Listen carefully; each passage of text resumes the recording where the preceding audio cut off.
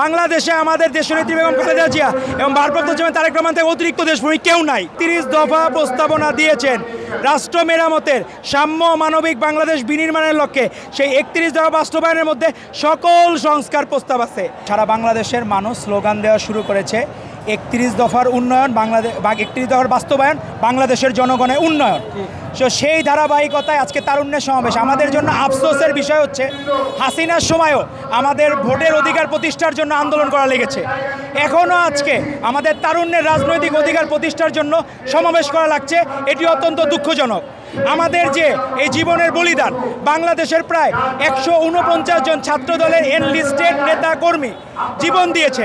তারা নিশ্চয়ই জীবন দেন নাই ছাত্ররা মন্ত্রণালয়ে যে বসে থাকবেন, টাকা পয়সা তাদের ভান্ডার তৈরি হবে, এর জন্য এরা নিশ্চয়ই জীবন দেন নাই। ওয়ালটন আবারও মিলিনিয়ার অফারে ওয়ালটন ফ্রিজ কিনে আপনিও হয়ে যেতে পারেন মিলিয়নিয়ার। মিলিনিয়ার ছড়াছড়ি দেশ জুড়ে, এটা শুধু ওয়ালটনই পারে।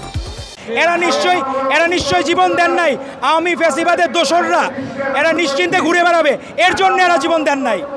এরা জীবন দেন নাই ছাত্র উপদেষ্টার পিএস এপিএস এবং তারা স্বয়ং টাকা পয়সার অর্থকরী মালিক হবে। এক সময় সিঙ্গেল রুমে থাকতে পারতো না, বাইরে থাকা লাগবে দেখে হলে লিগের তোয়াজ করে তারা রুমে থাকতো। কিন্তু আমাদের নেতাকর্মীরা কোনোদিন আপোষ করে নাই। আমাদের সকল নেতাকর্মী, আমাদের ভারপ্রাপ্ত চেয়ারম্যান জনাব তারেক রহমানের নেতৃত্বে সকলে ঐক্যবদ্ধ। আমাদের সেই ধারাবাহিকতা এবং আমাদের শিক্ষা ঐক্য প্রগতির যে ধারাবাহিকতা আমরা গ্রহণ করে যাচ্ছি। আমরা চাই একটি জাতি সুশিক্ষায় শিক্ষিত হোক।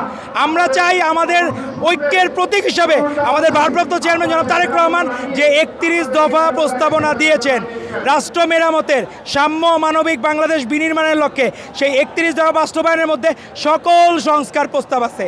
কোনো নতুন প্রস্তাব কেউ দেখাইতে পারে নাই, কারণ সকল প্রস্তাবনা সকল সংস্কার বাংলাদেশে আমাদের দেশনেত্রী বেগম খালেদা জিয়া এবং ভারপ্রাপ্ত চেয়ারম্যান তারেক রহমান থেকে অতিরিক্ত দেশপ্রেমী কেউ নাই, এই বাংলাদেশে নাই।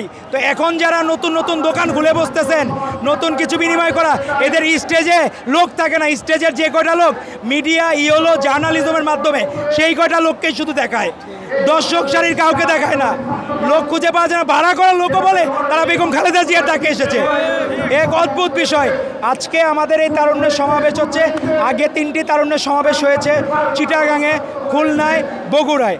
আজকে আমাদের সর্বশেষ রাজনৈতিক সমাবেশ হচ্ছে ঢাকা বিভাগ, সিলেট বিভাগ, ময়মনসিংহ বিভাগ, ফরিদপুর বিভাগের বাংলাদেশ জাতীয়তাবাদী ছাত্রদল, বাংলা জাতীয় যুবদল এবং বাংলাদেশ স্বেচ্ছাসেবক দলের সকল নেতৃবৃন্দ ঢাকায় আজকে নয়াপল্টনে একত্রিত হয়েছে।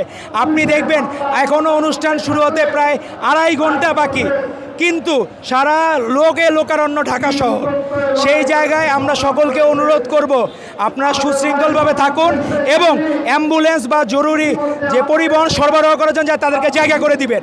আমরা আমাদের নেতাকর্মীদেরকে ওইভাবে দিক নির্দেশ দিয়েছি। জনগণের ন্যূনতম ক্ষতি হোক, সেই ক্ষতি কখনো আমরা হতে দেব না।